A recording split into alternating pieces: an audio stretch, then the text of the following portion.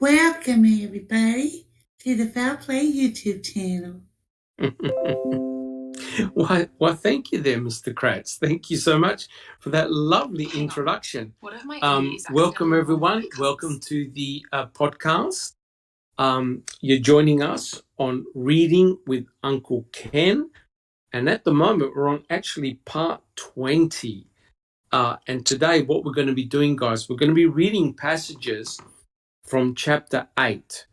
Now, last week, we finished off chapter 7, which was on the bones. This week's chapter will make a start. Today's podcast will be a little bit shorter. It's probably go for an hour or so, but we'll see how many questions we get through. Now, this particular chapter is entitled The Bullet.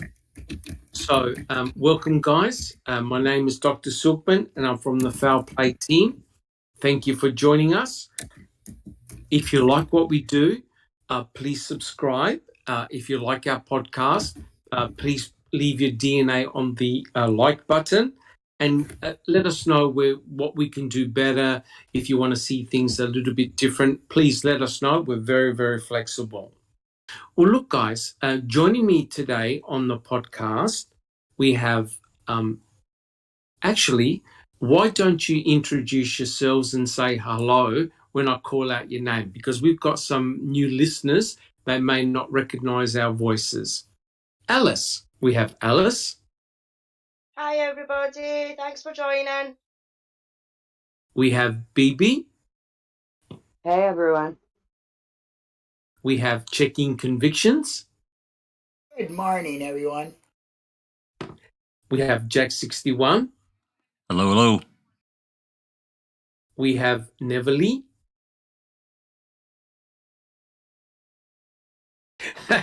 Neverly, I think your microphone is muted.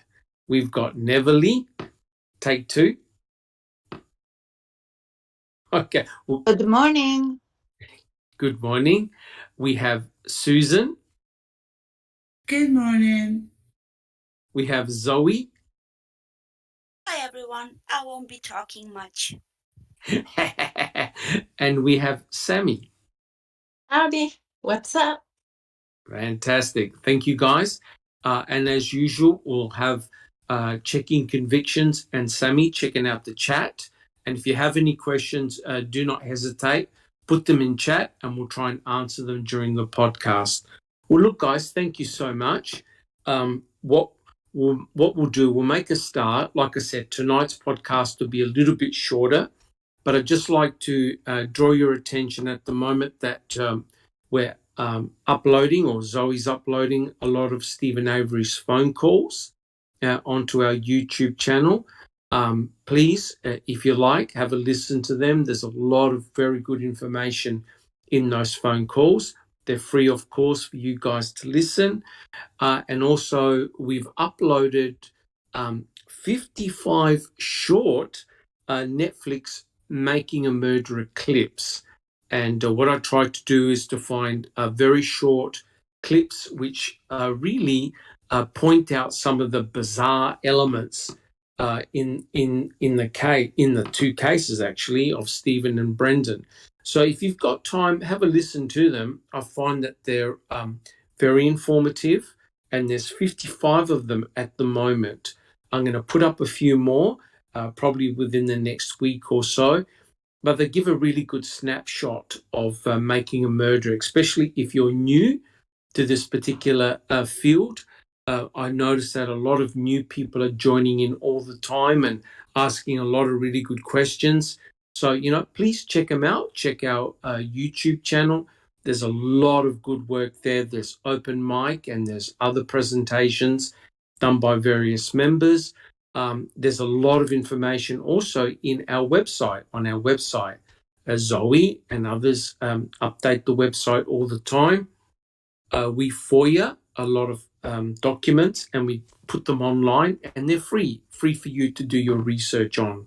And I know that juries and others have spent a lot of time doing spreadsheets, so it's easier to find the information that you're after. So please join us, guys. We also have a very active Discord channel. There's always seems to be somebody online in chat, and you're most welcome to join in. Don't be shy. We're all equal here. There are no dumb questions. Try and make foul play a very safe and friendly area to express your ideas, and I'm sure there's always someone there to take your questions. Awesome. All right, guys. Well, look, welcome. My name is Dr. Silkman, and I'm from the Foul Play team. What we'll do, we'll make a start. So we're reading from chapter 8, entitled The Bullet. Now, of course, this is a very important piece of forensic evidence that the state cleverly used against Stephen Avery. And I quote, this is the start of chapter 8. I'll be actually reading quite a bit of chapter 8 because there are so many important points here. Let's see what Ken Kratz says about the bullet. Okay, I quote, immediately after Brendan Dassey confessed to Uyghur and Fassbender on March the 1st, 2006, my favorite two officers briefed me. Search warrant in hand, we headed to Mishikot, taking our now familiar route to the Avery salvage property. Never had we considered the garage as the primary murder scene. Now, potentially it was, and it might even make the case for us with more physical evidence, whether Dassey testified against Uncle Steve or not.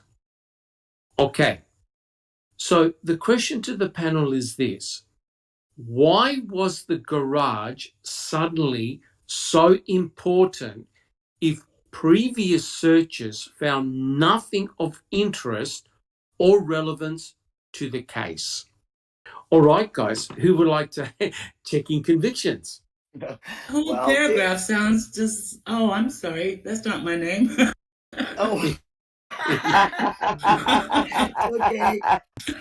They, as far as what they had, they didn't really have enough, I don't believe, forensically for Stephen, for number one. Number two is they had to have something that Brendan said match something. Otherwise, that part wouldn't have flown either. That's my opinion. Correct. Thank you so much, checking convictions. Bibi, do you have a comment? Because they already had the guns, so they fired off a test bullet and they were taking it there to go plant it. Very interesting. Very interesting. Thank you, Bibi. That's why they're all excited. Yes. Jack 61. Place her in the house or garage. They had to. It was all a setup to tie Brendan, to Teresa, to Stephen, to the bullet. Yes, very, very good point. And it's very interesting thank you, Jack 61, in one of the little Netflix clips that I put up, how Kathleen Zorner had remarked that Brendan Dassey was actually part of the planting because they planted the story in his head. So he was actually used as a plant against his own uncle. And I thought that was a very, what do you think, Jack 61? That was a very interesting analogy. That's Kathleen Zorner came up with. That's exactly right, exactly what they did, and she caught it right away. So did I. Yep. Yes, very interesting. Thank you, Jack 61. Susan, what do you think? It just sounds like that whole paragraph is just excuses for getting them into the garage to find that bullet. I mean, he just lays it out. It's just so obvious. Never before did we think that might be the primary. Correct. Yeah, and remember, it's almost as though he needed a segue. The state needed a segue to get back into the garage, right? Now, remember, does anyone know actually how many times the garage was searched? Does anyone know? Enough to find that bullet. Yes, but prior to the bullet. I think maybe twice, maybe, or once for sure because of Luminol. Yes. I was going to say at least twice. It's okay. I was going to say at least two other times prior that I'm sure of, the Luminol for sure. But then, of course, early on, I know they were in there because prior to the Luminol and all that other stuff, I know Sturdivant was looking through the garage and the house for a hacksaw blade. Yes. But there's no doubt that the garage was actually searched, right? Yes. So this is what the investigators had, right? When the cranial bone fragments were found, allegedly in the burn pit, they knew in time that the victim, or in this case, I believe it was Teresa Hallbart, was shot at least twice in the skull, one near the left temple and one near the back of the head, very reminiscent of an execution style hit. So they knew that the victim was at least shot in the head. Clearly, before they had spoken with Brendan Dassey, they had no idea about the weapon, they had no idea about the bullets, they had no idea what had taken place. So it's very interesting, and we've all seen it, because it was actually Mark Wiegert that said to Brendan, what did Mark Wiegert said to Brendan? Checking convictions. Can you remember? And what Mark Wiegert said to Brendan during the interrogation? Who shot her in the head? Correct. And, if you listen to that interview, you can see that they were giving Brendan all sorts of hints about what had happened to Teresa Hallbart, especially the head area. And you could tell Brendan was clearly guessing. And he never mentioned about the shooting scenario until Mark Wiegert said, okay, I'm going to just come out and say who shot her in the head. So they introduced that statement to Brendan. Jack 61. You could feel it because he was going through something about the head, Brendan. Tell us what happened to the head. Well, we cut her hair. Well, okay, that's good. Well, we punched her. She got slapped or something. Okay, yes. Brendan, that's really good. What else do you remember? Crickets. Correct. I'm just going to ask you, Brendan, who shot her in the head? Oh, he did. Correct. And he didn't think of it. Yeah. Exactly right. And, let's think about it. You're not going to forget a horrific sight of someone being shot in the head, or, according to Brendan, shooting Teresa Hallbart 10 or 11 times. You're not going to forget something so horrific as that. Clearly, Brendan had no idea. So let's get back to the situation here. So the investigators knew that the victim was shot at least twice in the skull. They knew that Stephen Avery had 2 rifles or 2 guns in his bedroom. But let's think about this. Did the Avery salvage yard have a lot of weapons? Who could remember? Did it have a lot of weapons in the salvage yard?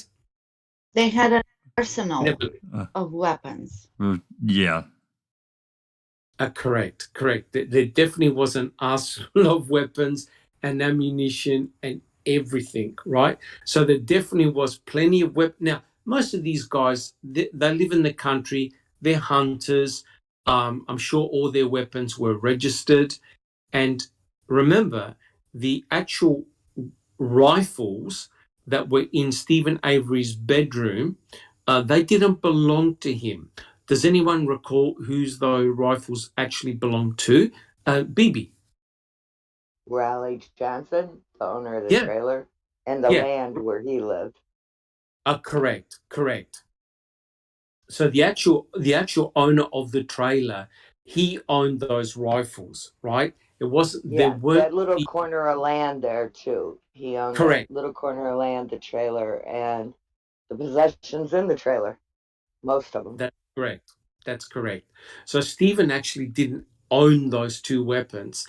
They actually belonged to Roland Johnson. He's the one that owned the trailer, right? But it's interesting that when the investigators went to check in the bedroom, they initially never confiscated the weapons.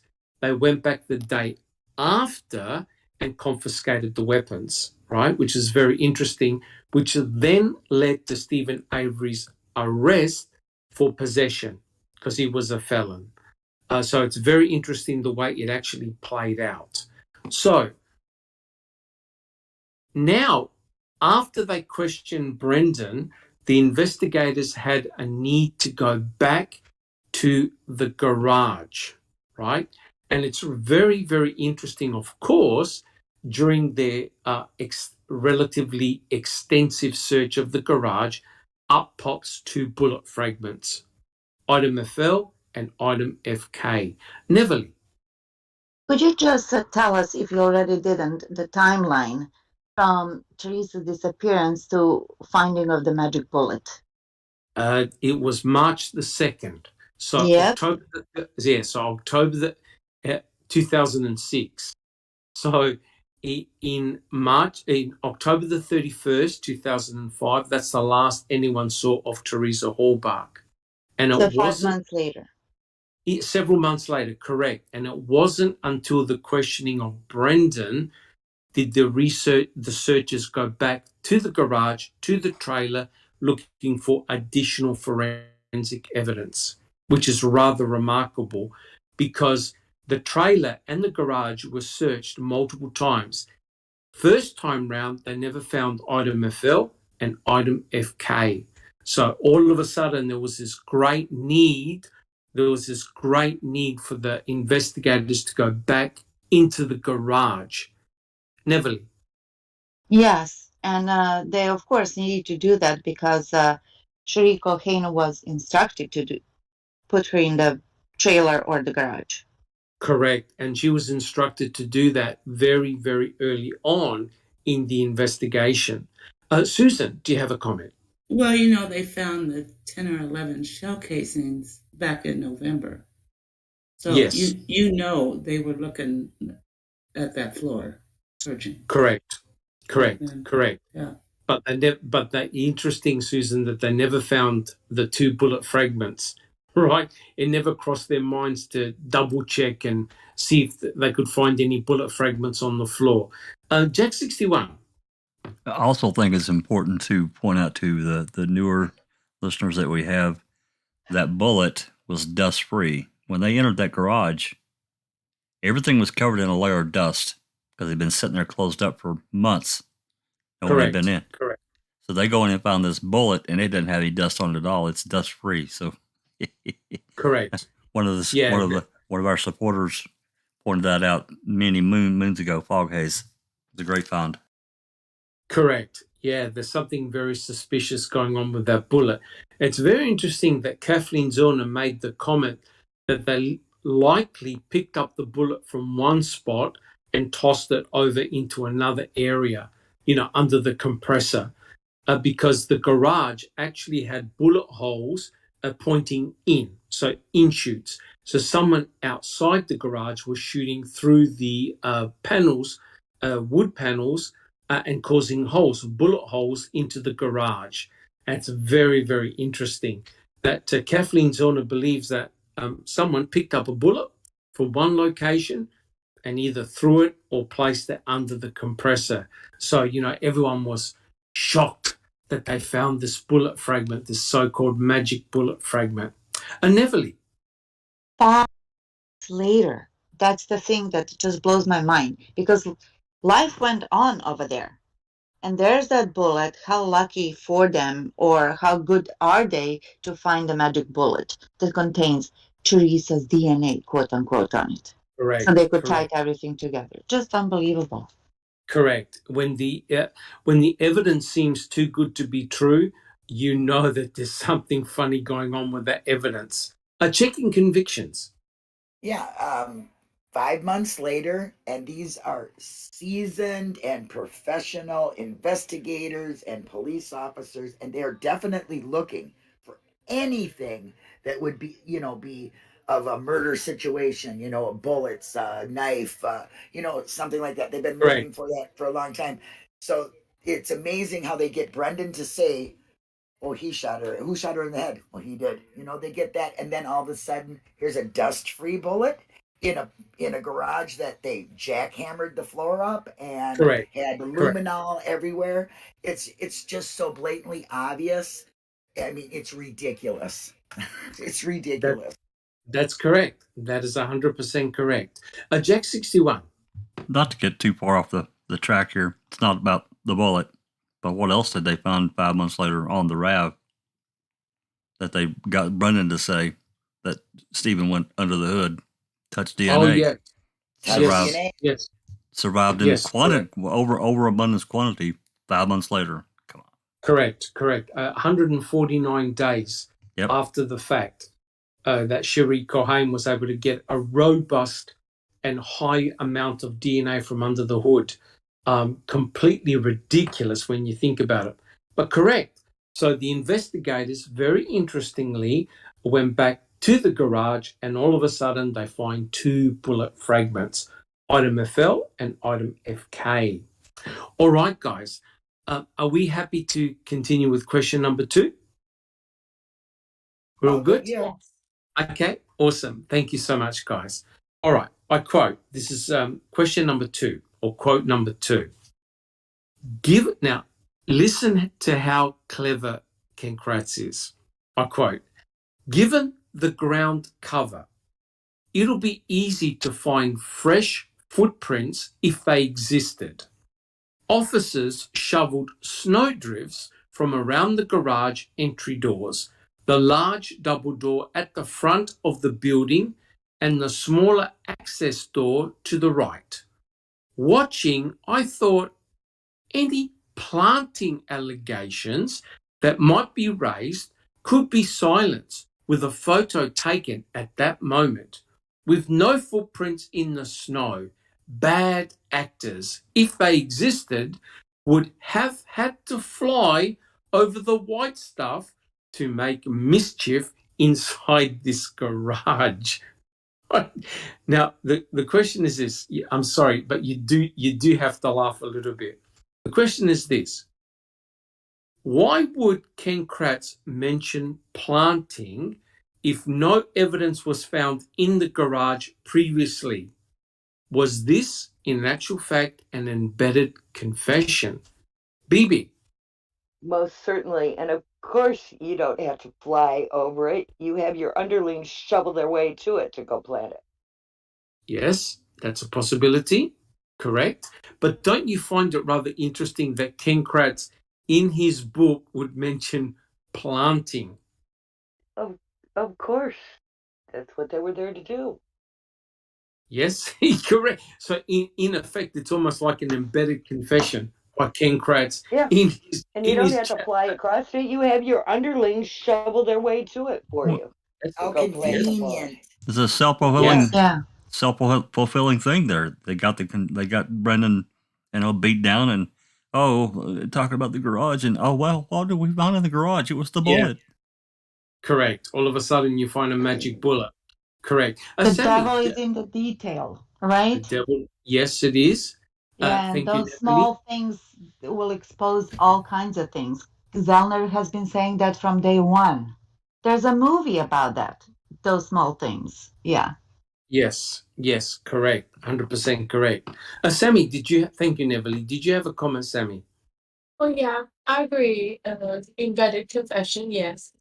But also don't forget, he's like a little mentalist. He's playing a game here. And when that comes into your mind, planting, he has to redirect to his fairy tale. Correct. I think he's trying to make the whole situation as outrageous as possible. But in effect, he's essentially telling how things actually went down without realizing it. Checking convictions. Yeah, I can't help but think that he did this as like for the appeals part of this case, so he could say, well, to cover his butt, and in future, not just for then, but in the future. I think he as messed up as he was thinking for the future to try to protect rather than, but it comes across as a total confession of what went down. Correct. And please don't forget, guys who are listening in the audience, he wrote this book before Making a Murderer 2 came out. So notice how he's making a big, big deal about the bullets that were found, right?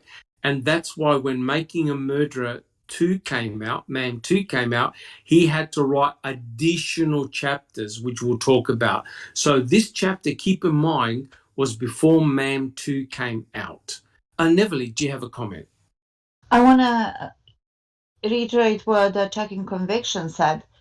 It sounds like an embedded confession to us, but he is just covering his butt because he's already weaving that web. You know what I mean? And as you said, when did it come out? So this is all purposeful because we know the Ken Kratz, a self-proclaimed narcissist, that's what they do. Everything they say, everything they do is purpose-driven. Oh, yes, 100% agree. 100% agree. Everything he writes in his book is with a purpose, right? Now, remember, he's writing this before MAM 2 comes out, before Kathleen Zellner gets access to the bullet. Susan, do you have a comment? Yeah, it's just so ridiculous. Absolutely an embedded confession. I mean, why can't the guys have planted it once they enter the garage? You know, he's as if, if it was planted, they would have been here before we got back and planted it. Well, that's just ridiculous. Correct. But notice how he makes the reference to the snow as if, there's no officers that could have possibly walked over that snow. Otherwise, it would have left footprints. Very, very interesting. They wouldn't have to if they had entered the garage, started searching, and dropped the bullet. I mean, it's very simple. Correct. The underlings shoveled their way there. Yeah. Yes, that is a possibility as well. You can't deny it. It is a possibility. Checking convictions. Do you have a comment? Yeah, just like Susan said, Fassbender could have walked in there, hole in the pocket, put that there, and then shook his leg, and look at what we found. They could be that simple. Correct. And it probably was very simple. Kathleen Zellner believes that an officer or someone had picked it up from one location and dropped it underneath the compressor. And that was it, right? And the rest is history with Item FL. And Neville, do you have a comment? Well, Kratz, purpose-driven narcissist that he is presenting in this book an almost like an angelic view of the whole case, very naively, innocently, like he's a Mother Teresa. If Mother Teresa was saying this, maybe we would believe all of this. However, we know who's talking. We know who's, blabbering over here. And it's kind of not offensive to me personally, but it could be offensive to millions of people if they were to read the book. Of course, they're not. There's only some of us, because we're not idiots. We can think for ourselves. He so overestimates and he trivializes the whole case that it's really nauseating. It's nauseating. Yes. But thanks to him, we have something to do, and we have, dissected this pamphlet left and right, inside and out. So yeah, we can thank him for that. Thank you, Kratz. Correct. And I guess he was hoping that no one would ask too many deep questions and just basically accept what he had written in his book. And quite clearly, we've been through the trial testimonies. We've been through many different documents. We can see and plus, of course, now we know the analysis that Dr. Chris Palinek did on the bullet and completely debunked it. So now the state is in deep, deep trouble. And Neville, do you have a comment? To say jokes on him if he thought that nobody's going to ask deep questions. Correct. But Kathleen Zellner did. And this whole thing now has backfired on him and on the state. Right. Does anyone else have any comments? Jinx has made a comment that says, I think bullet FK is the planted one. Getting ballistics back February 26th or 27th, 06. And the one with the paint FL came from the wall behind the compressor when they jackhammered the floor. Yeah, that's a possibility. That's a possibility. A very good point. And of course, and we'll talk about it, item FL was the bullet fragment that came back with Teresa Halbach's DNA. Item FK had nothing on it. And because item FK was so badly mangled, they actually couldn't tie it specifically to a rifle. So the key bullet is item FL. Item FK, they could make no real comments about it because the way it was very badly mangled. They normally look at a bullet with the grooves and the landings, and they can determine which barrel of a rifle it came from. They couldn't with item FK. BB, do you have a comment? Well, item FL didn't actually have Teresa's DNA on it. Yes. I think the whole thing is just an incredible con job. And the state, and I think Cherie Cohen is in deep trouble, as we'll talk about for sure. Thank you, Bibi. Checking convictions. Oh, just to elaborate what BB said, a swab away from the truth. Correct. A swab away from the truth. Correct. And now that it's been analysed in a lot of deep detail, we know that item FL is completely bogus, and it's going to bite the state. It really, really is. All right. So let's just recap, guys. We know that cranial bone fragments were found. The cranial bone fragments had beveling, was indication of high velocity bullets.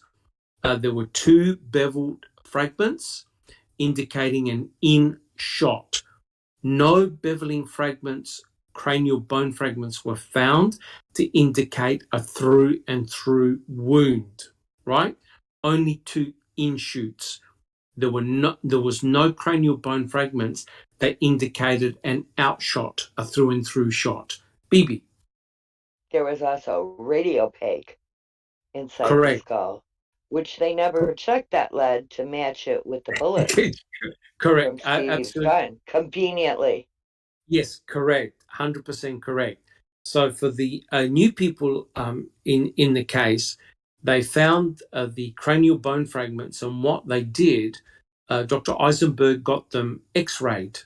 And essentially what happens is if there are any particles of lead embedded in the bullet, in the cranial bone fragments, you see a tiny little speck.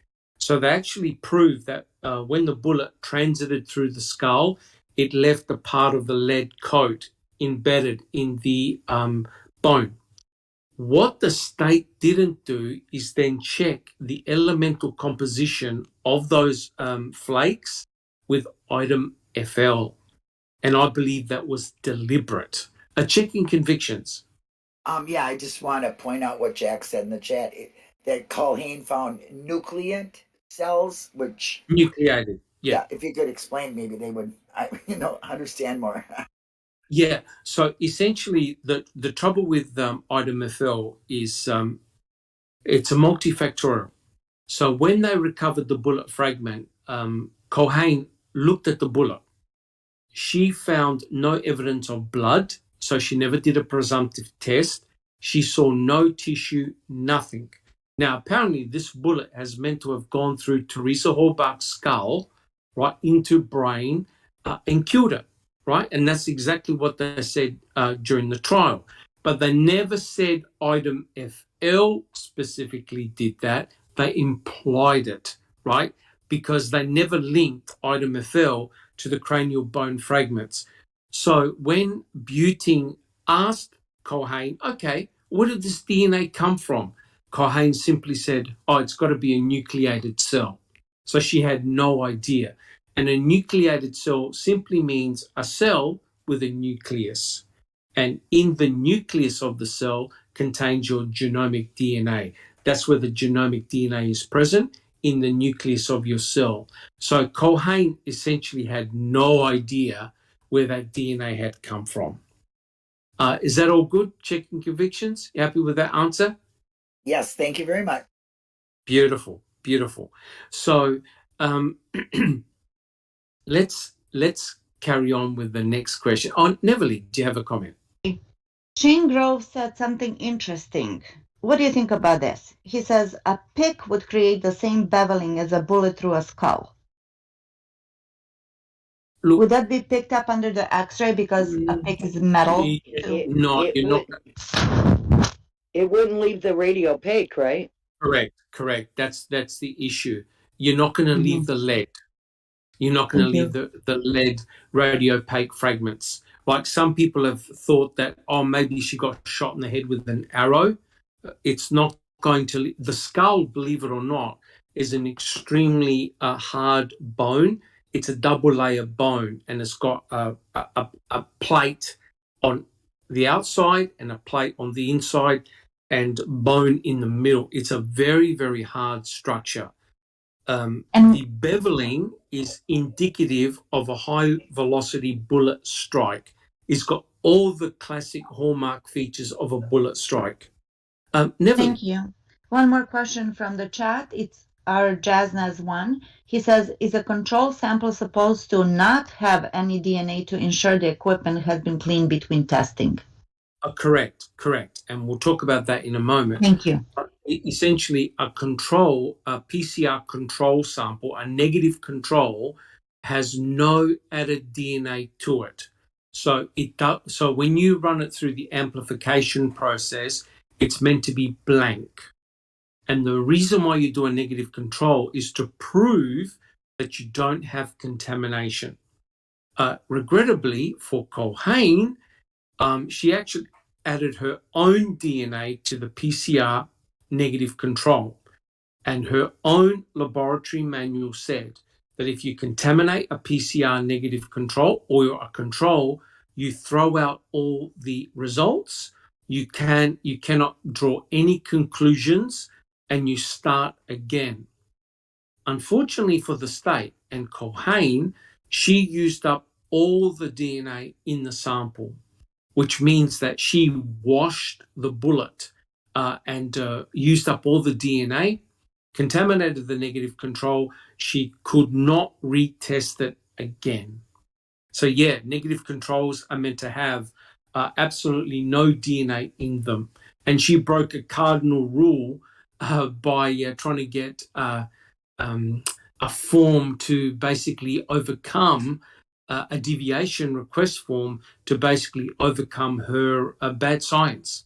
Essentially, that's what it was. All right, guys, do we have any other questions? Okay, fantastic. Yes.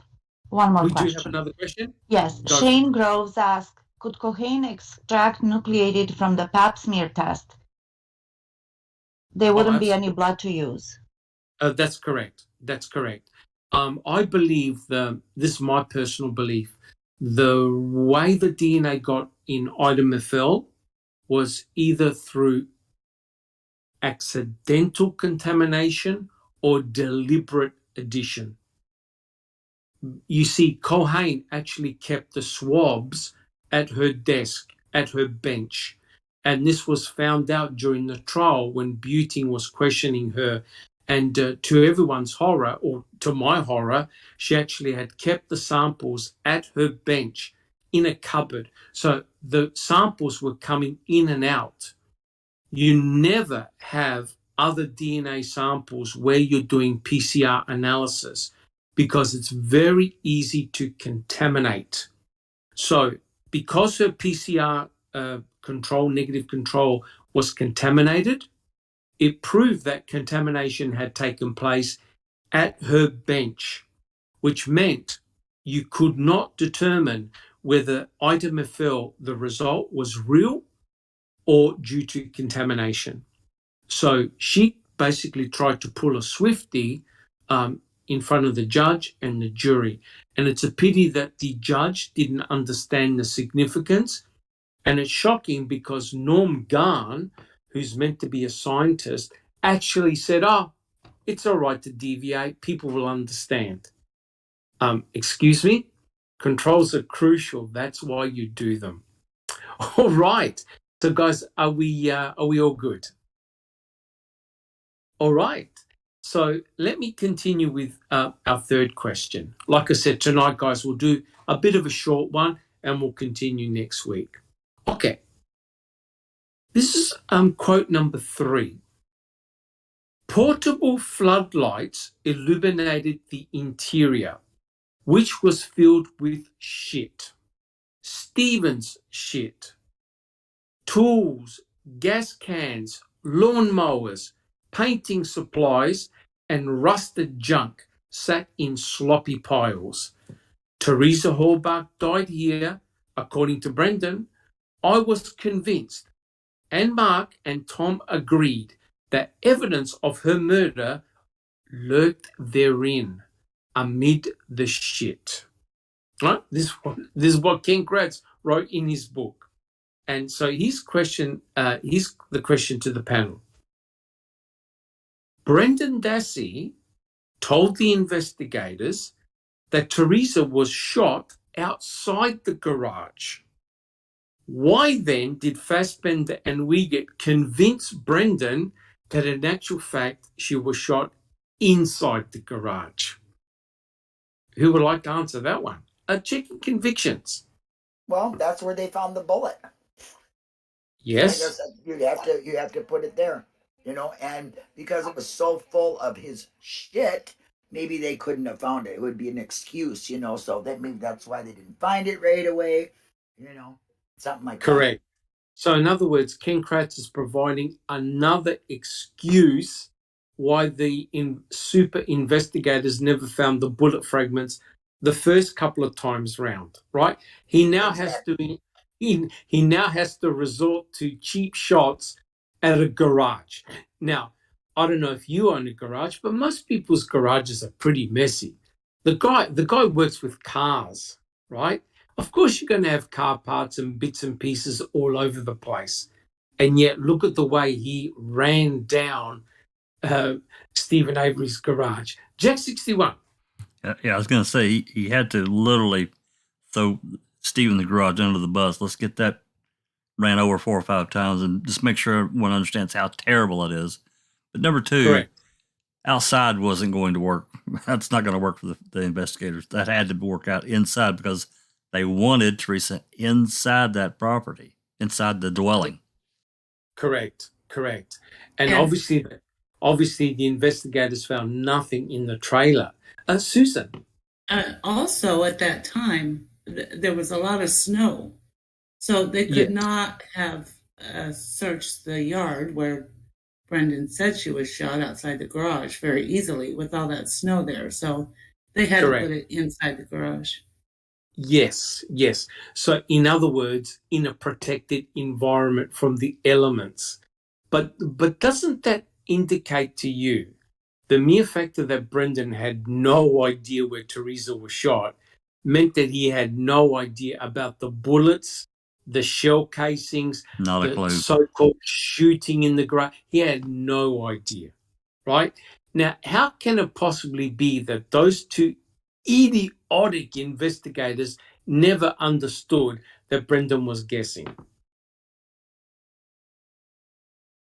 Help me. It's impossible. Yes, I think to be the one who puts it all there. He was the alibi, so he had to be destroyed. Yes, good point, Jack 61. They knew he was guessing. They knew he was guessing. They knew it. They knew it because they said, who shot her in the head? I mean, they had to put it in his head in order for it to come out of his mouth. That's 100% correct. Yeah. I mean, the situation gets worse and worse every time you watch that interview. The amount of information that was fed by the investigators to Brendan, and when he was guessing and he guessed incorrect, they steered him away from what he initially said and said, oh, no. It couldn't have happened outside the garage. It had to have happened elsewhere. We think it happened inside the garage. And so they were trying to convince Brendan exactly what the narrative was. And Neverly, do you have a comment? You watch that coerced confession or the interrogation that they did, the more obvious is and the more appalling it is what they've done to that boy. Correct. And correct. it's blatant that they knew exactly who they had in front of them. And they just got impatient with him because he dragged on. He was not giving them any useful information. So they just start him in the direction. But it's really, really more and more infuriating each time I watch it. It's now You can't get used to it. You cannot get used to it and say, well, no. It's even more and more appalling. Yes. 100% Nero correct. Wolf is saying, without Brendan's confession, Stephen walks, and he's spot on. Oh, that's correct, and that's exactly why they couldn't let Brendan Dassey go. Brendan, as we all know, was Stephen Avery's alibi, right? And if Ken Kratz called Brendan during Stephen's trial, he would have completely recanted everything and said, "Look, I made it all up," and it would have been a total fiasco and farce, right? So if you have a look at what happened in Brendan Dassey's trial, it was like a mini version of Stephen Avery's trial. And you're thinking to yourself, wait a minute, who's on trial here? But there's one problem with Brendan Dassey, and that is there was no forensic evidence tying Brendan Dassey to any crime. There was no forensic evidence tying Brendan Dassey to Teresa Halbach, period. So they had to try him on his words. And that's why Ken Kratz had to take Brendan Dassey out and try and convict Stephen based on circumstantial evidence alone, right? But we already know, guys, what Ken Kratz did. He seeded and polluted the jury pool with the press conference, right? And once that press conference was done, there was no unringing that bell. The damage was done, guys, right? So now... Yeah, you can't put that toothpaste back in the tube. That's it. Once it's out in the wild, that's it. That's the end of the party. And you can see, I've shown some of the little snippets. People thought that Stephen Avery was originally innocent. As soon as that confession came out on TV, in the media, it completely turned the case against both Stephen and Brendan, right? But now we can see how bad and how ridiculous that confession was. But back then, it was very, very powerful stuff, right? And you can see the way Ken Kratz plays the game to make Brendan very, very guilty. Alice, do you have a comment? Yeah, I mean, the thing that bothers me the most, and me and checking convictions, I've spoke about this before. I mean, they did everything with what they done with Brendan to get Stephen. So Stephen's trial was first, and they convicted Stephen by Brendan's words, you know, but they didn't even use that statement or anything like that in the court against Stephen. So what annoys me and what annoys Linda and that is there was no reason for them whatsoever after they got the conviction for Stephen to go after Brendan at all. Yes, because it's interesting that Ken Kratz said there's only one person responsible for this crime. One. And he was obviously referring to Stephen Avery. And all of a sudden, we've got one victim, two different murder scenarios, two different murder locations, and you've got different charges. How do you work that one out? Checking convictions. Yeah, I agree with 100% with what Alice said, because that does really drive me crazy, because any decent prosecutor searching for the truth would have never touched Brendan after they had Stephen convicted. They would have said something, made it up. But I have a kind of a question and a statement all in one. Brendan did say that, after they got him to say who shot her in the head, he said Stephen. So that bullet is, even though they didn't use it in his trial, it is still connected to Brendan, because at the en banc hearings, that one judge said, well, was there any evidence that he stated that you found? And they said, yes, the bullet. And that, I think, is what changed that dynamic for him, being set free. Yes, correct. And also Hamilton mentioned the fact, did they want two killers? Remember? and Laura Nyrider was sort of thinking, they wanted 2 killers. That sort of like confused and bamboozled her a little bit, and so it was, the whole thing was incredibly messy, not good at all. Correct. And as we know now, iodomethyl's got nothing to do with anything, right? But back then, it was used as a very powerful tool against both Brendan and Stephen. Neville, do you have a comment? Yes, Kratz called it a game changer. Yes, he did. At the time. And now it's like, never mind, erase, delete. Yeah, I never said that. Yeah. Correct. He backtracked. And that's why he had to write additional chapters in his book, which, of course, we will cover. Sammy, do you have a comment? Shane Henry is asking, how did they find Stephen not guilty of mutilating a corpse? That's completely bizarre. And they found Brendan Dassey guilty of mutilating a corpse. I've got no idea, because the tools that were found around the burn pit could not cause fine blade cuts in bone, right? And Brendan Dassey never mentioned the fact that they had dismembered Teresa Halbach. That he always said, we put a hole in the fire, and even drew a picture of it.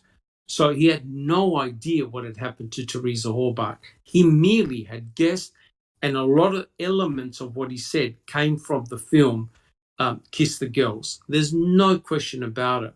You can almost 100% pattern match what's in the film to what he told the investigators. Yes. All right, guys. Any other further questions or comments? All good. Checking convictions. All good?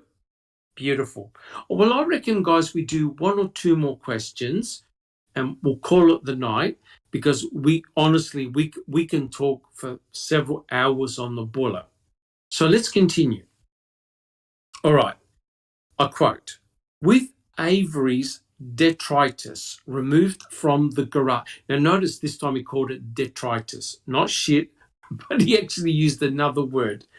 I'll start again.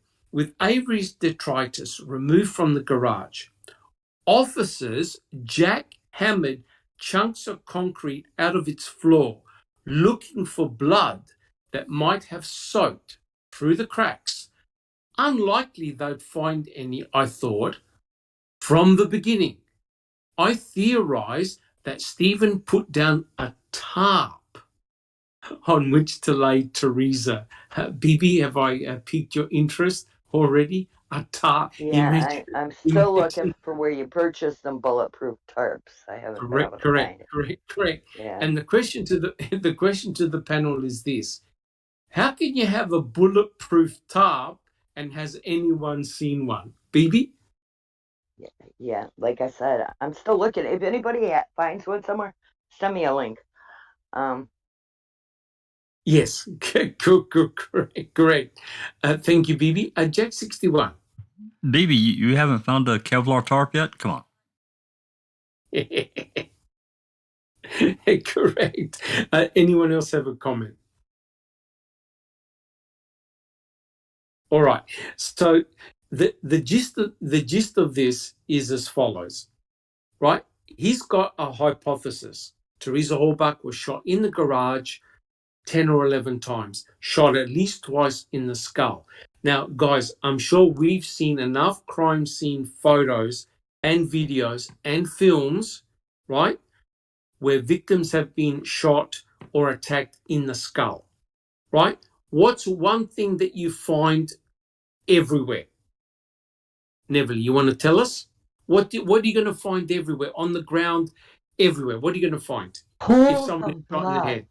Pools Yeah. of blood streaming down the street, pooling on the floor, seeping into the mattress, everywhere you can imagine. Correct. Plus fine mist all over the wall. Yeah. Correct. Plus the fine mist. Yeah. Correct.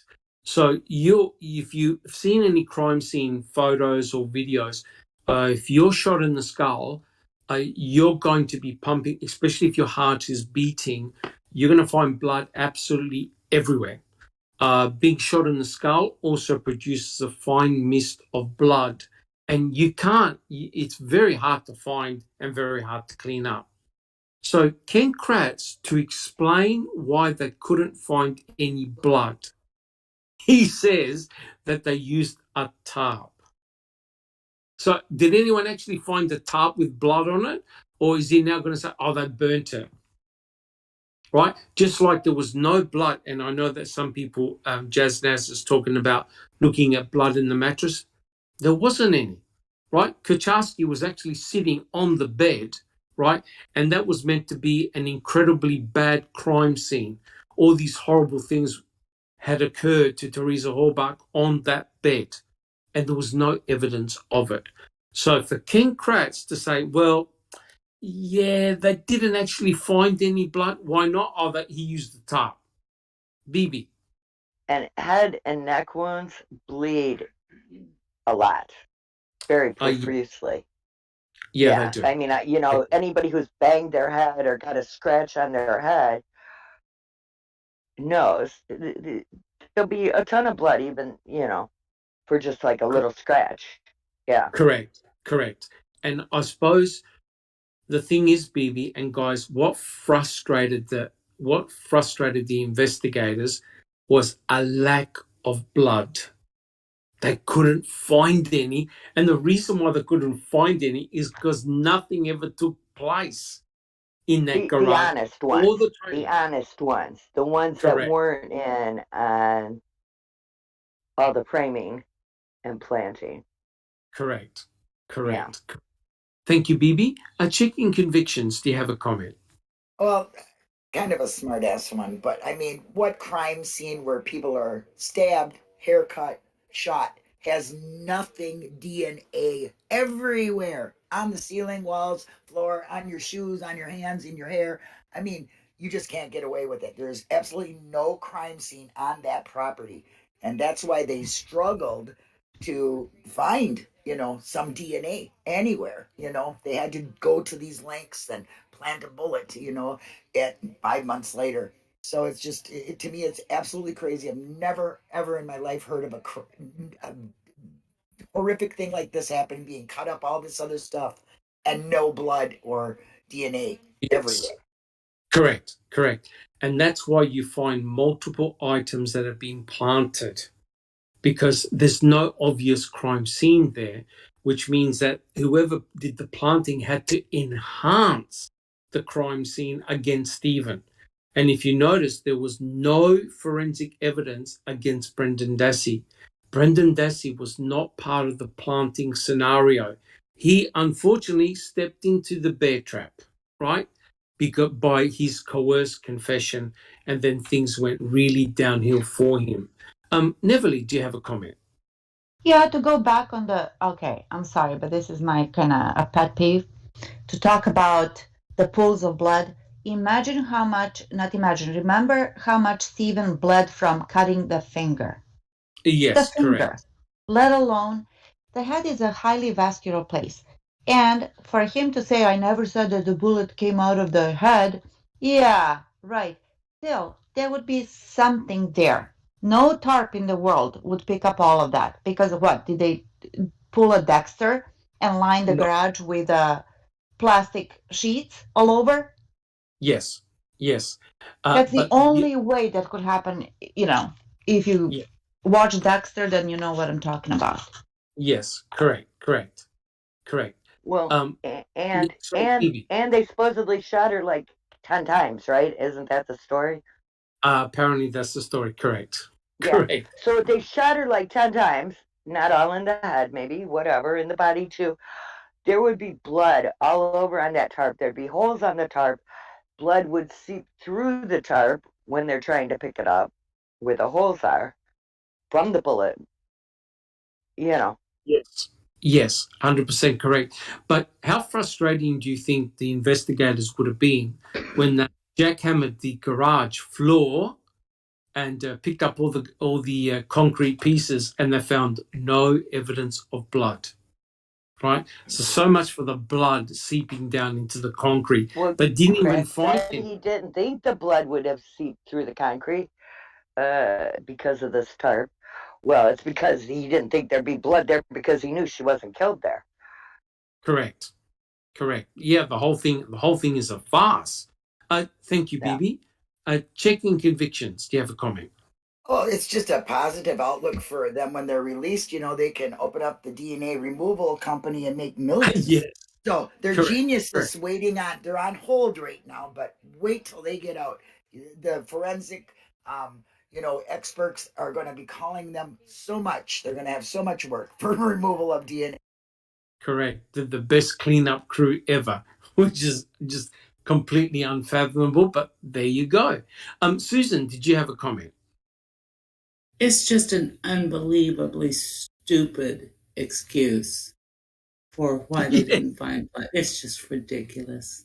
Yeah, but as a book editor, surely you have to ask the question, Ken Kratz, why are you writing this garbage for? Right? Yeah. A tarp is a relatively thin piece of plastic.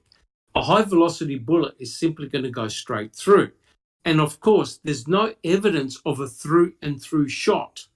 They've only got evidence of 2 inshoots, right, in the skull. They've got no evidence of a bullet ever exiting. So why would Ken Kratz come up with this idea about a tarp? And the reason why he had to is because they found no blood. They luminoled all the garage and found no blood. It's almost like Brendan sitting there trying to think of something that would, explain this away. Correct. Just, we cut our hair. We used a tarp. They used a tarp. Oh, for fuck's sake. Correct.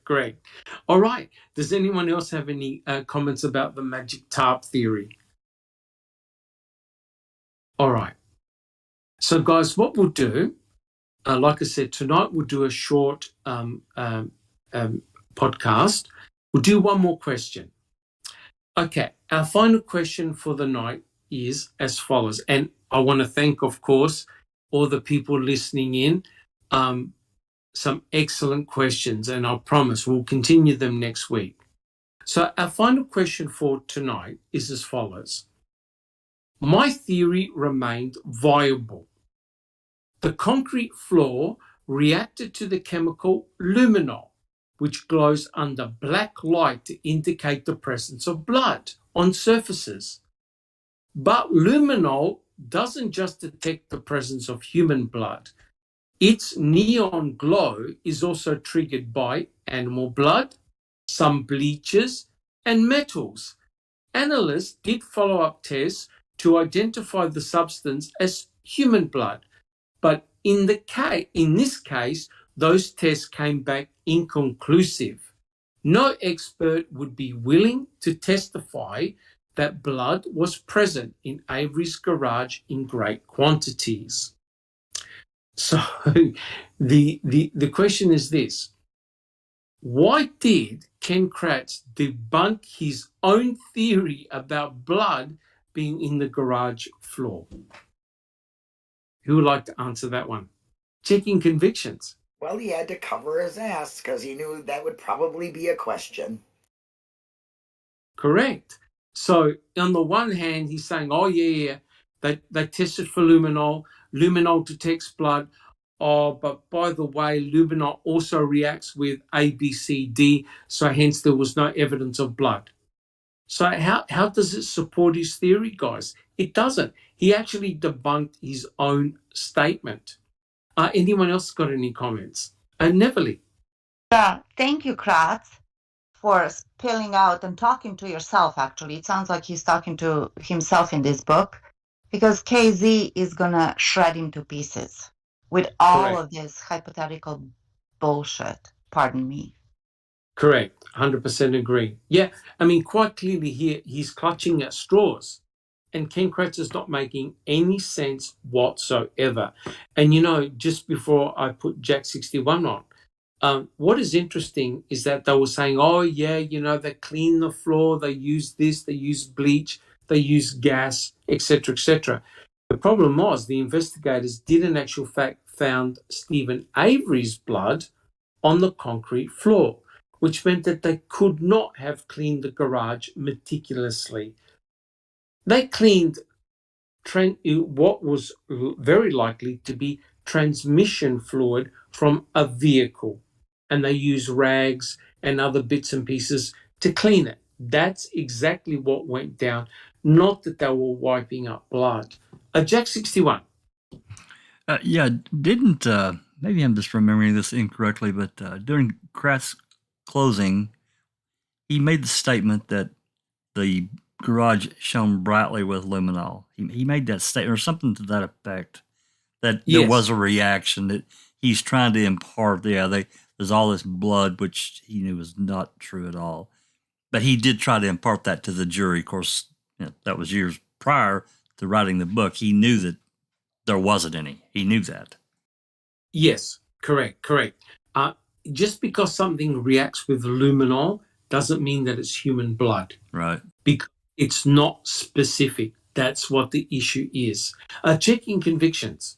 Yeah, Bethany has a comment that says, I'm so sick of KK's constant telling us about evidence that they didn't see, yet CASO doesn't show it either, yet shows more lies. Why bother lying to the world? He's his own worst enemy. That's correct. And not only that, his argument within his own books are useless. He doesn't actually back up his statements, and he looks rather silly by making these contradictory statements. He talks about a tarp. There's no evidence of a tarp. He's speculating. He talks about the luminol and the finding of blood, then contradicts himself by saying that luminol was non-specific. You see, there's a problem, and the problem is simple. They've got a bullet, item FL.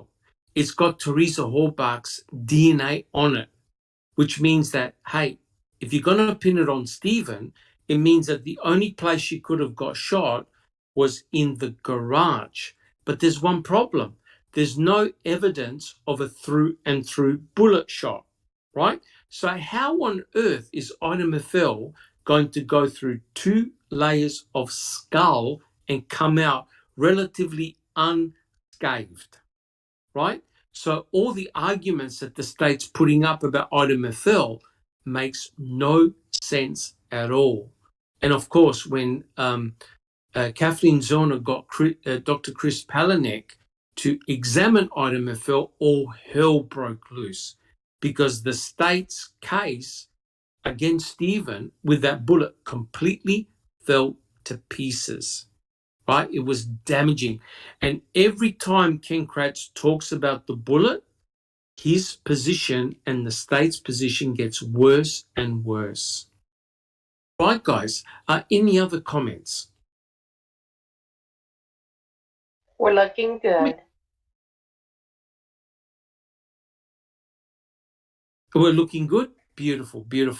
Well, look, guys, like I said, unfortunately, I've got to leave a bit early tonight.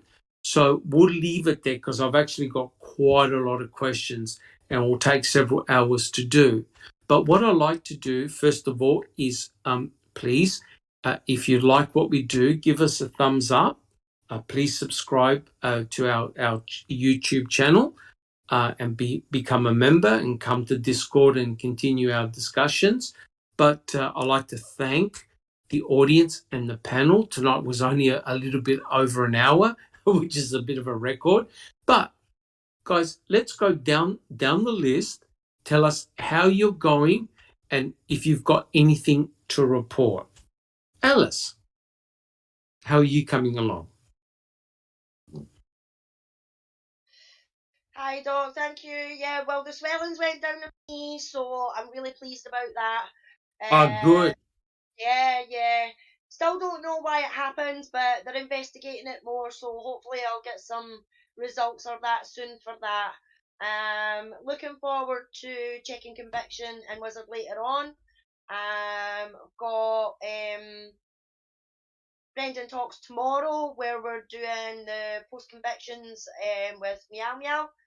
And I would just like to send out love and regards to Just Rhonda and wish her well. Yes, of course. Absolutely, of course. Fantastic. Thank you very much, Alice. Bibi. Nothing much. Just we're less than right at a month or slightly less than a month for rally. So trying to make Awesome. sure I got on my lists and everything gathered up that I need. Um, And what will you looking do, forward Bibi? to it.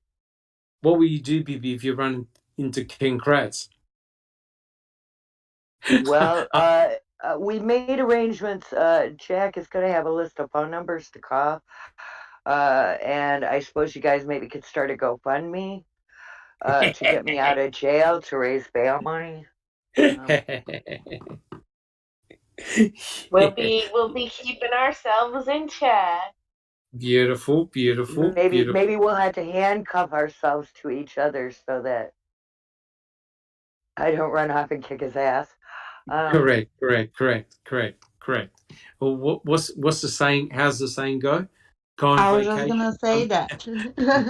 Go on Well, vacation. I live here, so Vacation. I live here, so Yeah, you live here now. yeah. Correct. No, that'll be fantastic. Can't wait, guys. I'd love to see photographs in a podcast. Thank you very much, Bibi. Anything else? No, that's pretty much it. Fantastic. Checking convictions. How about yourself? How are you coming along? Oh, I'm coming along pretty good. Like Vivi said, getting ready for rally, just finishing up on some of my crafting things that I'm going to be doing, giving away. I'm not sure about a show today with Wiz. I'm not sure if he's up to it yet. But so if he's listening, he can get a hold of me. Or if he is listening, I hope he's doing better. Yes. Post conviction tomorrow with Becca and Alice, and we might be reading some of the omnibus letters. Awesome. So we can hear some positive things from some very professional people about Brendan. That needs to be put out too. I'd like to say to Becca, thank you so much, Becca. You're doing wonderful with the channel. I am just so pleased at everything. The merch is going really well there. Everything else, open mic, with Jax. Yes. So, Very popular. I look forward to our weekends because they're quite busy. But other than that, all good. Thank you. Fantastic. Thank you so much. Much appreciated. Jack 61. Yeah, I'd like to thank everybody for coming along with us and talking and all the good questions and so forth. Really interesting open mic last week with the interview with Anjanette. Sure was. Got a lot of interesting feedback from that. A lot of angry people and questioning the entire thing, and just a lot of good conversation. And I'm glad that it's out there even further than Becca put it out and we put it out. So I think it's important that it is out there. Not ground shaking, obviously, but the one of the more interesting things, or two things, it was never aired, and the questioning towards Brendan, I really question how she behaved herself in her questioning towards him, but that's for another time. Anyway, moving forward, tomorrow, open mic, don't know yet. We'll just have to see what comes about. Fantastic. Thank you so much, And also for that interview, we got Brendan's permission to put that on our channel. Oh, yeah. Yes. Oh, yeah. Yep. Correct. Fantastic. Thank you so much, Jack 61. And Neverly, how about yourself? Everything's going good over here, enjoying to see literally before my own eyes the growth of all the channels with Linda and Bakachu and Just Rhonda and Open Mic. There's so much work going on, and all the videos that you've posted, and Zoe is working really hard to be loading up all these Stephen's calls. So it's wonderful to see that the community is getting stronger, continuing like a tsunami. That's how I always say. We're working very hard. Yeah. And I wanted to thank you, Dr. Silkman, for all your time, the panel, and everybody in chat. We have our loyal followers, and it means so much to us that you're here and you guys are asking all these great questions. And, no matter how long we spend on this case, there's always that moment that really, we can shake our head all we want, but there's also scratching our head moments, even 6 years after. this all Correct. started. Correct. And Yeah. that's why, Neverly, I think it's so important that we read the book and we discuss it. Yes, Because absolutely. I Cover it think from people, as nauseating as it is. Yeah. yes, people need to feel Yes. the outrage Mhm. because, when you write a book like this, you got to have a balance. And there's no way that Ken Kratz has a balance in his book. He says that Making a Murderer was biased.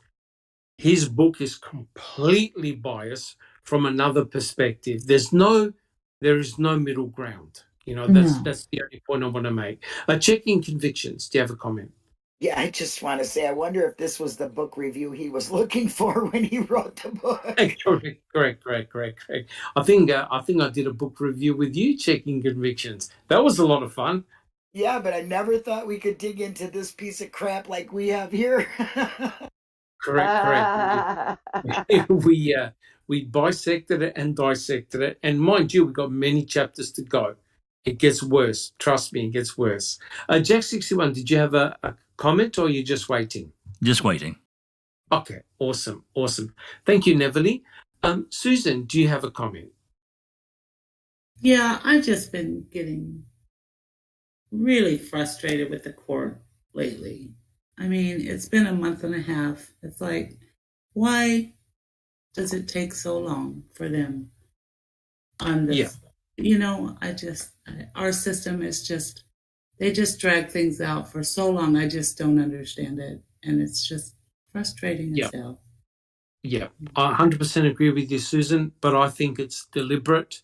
I think that the next actions of the court are going to be crucial. In my opinion, I think they want to do damage control. I think Kathleen Zellner is going to cause a lot of problems for the state. I think they're trying to do damage control and limit the amount of damage. I always keep on saying it's going to be a trial 4 situation whereby the state still believe that they're guilty and walk away and release them. Because because potentially Kathleen Zellner can really bring out a lot of skeletons from the cupboard. It could be really nasty. That's just my opinion. We've just been watching Trial 4 again in the Discord. And I think you're probably right. It's kind of their only way out. I think so.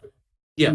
But they can try and play hardball, but at some stage they're going to have to respond to Kathleen Zellner, and she'll keep on trying. She will keep on trying. I mean, if we're poking holes in Ken Kratz's theories and books, imagine someone like Kathleen Zellner, who's actually poking a hole in the forensic evidence. Yes, right? thank God for Casey. Oh, yeah. It's looking really, really bad. Yeah. Fantastic. Thank you so much, Susan. Come on, Court.